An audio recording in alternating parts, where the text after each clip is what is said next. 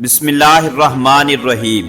ناظرین، آج کی ویڈیو میں ہم آپ کو بتائیں گے کہ رویت حلال کمیٹی کے سابق چیئرمین مفتی منیب الرحمان نے سال 2023 میں فطرانہ فدیہ اور کفارہ صوم کی مقدار کا اعلان کر دیا ہے۔ مقدار جاننے سے پہلے یہ سمجھ لیں کہ فطرانہ فدیہ اور کفارہ صوم میں فرق کیا ہے۔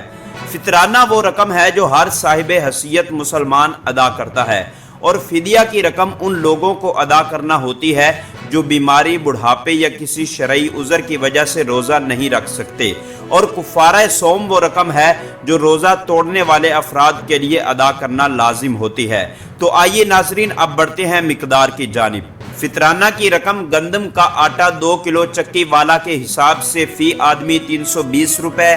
جو 4 کلو کے حساب سے فی آدمی 480 روپے، کھجور 4 کلو کے حساب سے فی آدمی 2800 روپے، اور کشمش درجہ اول 4 کلو کے حساب سے فی آدمی 6400 روپے، اور کشمش درجہ دوم 4 کلو کے حساب سے فی آدمی 4800 روپے ادا کرے گا۔ اور پورے 30 روزوں کا فدیہ گندم کا آٹا 2 کلو چکی والا کے حساب سے فی آدمی 9600 روپے،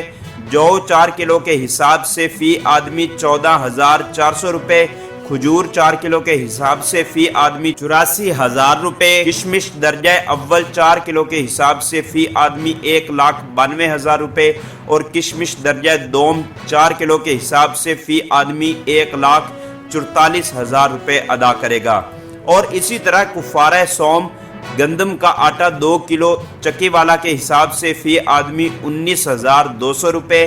جو 4 کلو کے حساب سے فی آدمی 28,800 روپے، کھجور 4 کلو کے حساب سے فی آدمی 1,68,000 روپے، کشمش درجہ اول 4 کلو کے حساب سے فی آدمی 3,84,000 روپے، اور کشمش درجہ دوم 4 کلو کے حساب سے فی آدمی 2,88,000 روپے ادا کرے گا۔